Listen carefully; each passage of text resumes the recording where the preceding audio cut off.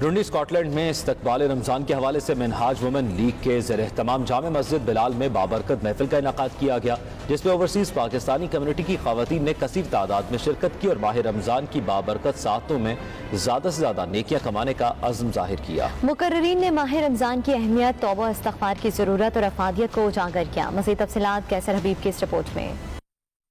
منہاج women league Dundee اور Scottish Islamic and cultural centre Dundee کے زیر اہتمام محفل استقبال رمضان کا انعقاد کیا گیا، جس میں ڈنڈی اور گرد و نواح سے خواتین کی کثیر تعداد نے بھرپور شرکت کی۔ محفل کا آغاز منہاج محترمہ خالدہ اسلام کی خوبصورت تلاوت قرآن سے ہوا۔ ہنا احمد، سارہ مجید و بیضا زاہد نے نبی رحمت صلی اللہ علیہ وآلہ وسلم کی بارگاہ مقدس میں گلہائے عقیدت پیش کیے۔ میرے مولا کرم ہو کرم،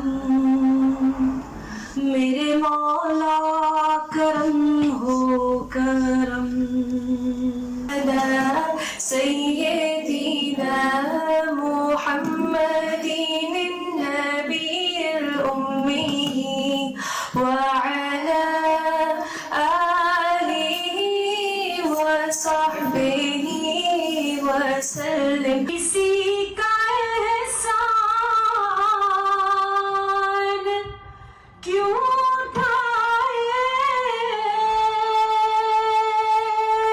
کسی کو حالات کیوں بتائے، تمہیں سے مانگیں گے تم ہی دو گے۔ روح پرور تقریب کے نظامت کے فرائض صدر منہاج ویمن لیگ محترمہ سبینہ اسلام نے بخوبی ادا کیے۔ اس موقع پر فائزہ قاسمی نے ماہ رمضان و شب قدر پر سیر حاصل گفتگو کی، ماہ رمضان کی اہمیت، توبہ اور استغفار کی اہمیت اور افادیت کو اجاگر کیا۔ تقریب میں شریک خواتین نے بابرکت محفل کے حوالے سے اپنے خیالات کا اظہار کچھ یوں کیا۔ Minhaj Women League Dundee organised a welcoming Ramzan Sharif program. MashaAllah, alhamdulillah, it went really well. We had all parts of the members of the community here, Bengali community, Pakistani community, and it turned out very well.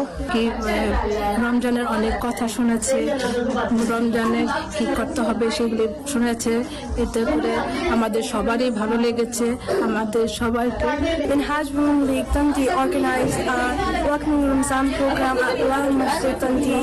I'm very honored to be here. It was a great program. آج جامع مسجد بلال میں منہاج women league ڈنڈی کی جانب سے استقبال رمضان کا programme منعقد کیا گیا، جس میں کافی خواتین نے شرکت کی، بچوں نے شرکت کی۔ ہم نے آخر میں بچوں کو گفٹس دیے۔ اللہ رب العزت سے دعا ہے کہ اللہ رب العزت رمضان کو ہمارے لیے برکت بنائے اور ہم کو رمضان اچھی طرح گزارنے کی توفیق عطا فرمائے۔ محفل کے اختتام پر عالمی امن اور خصوصاً استحکام پاکستان کے لیے دعائیں کی گئیں۔ کیسر حبیب، 92 نیوز، ڈنڈی۔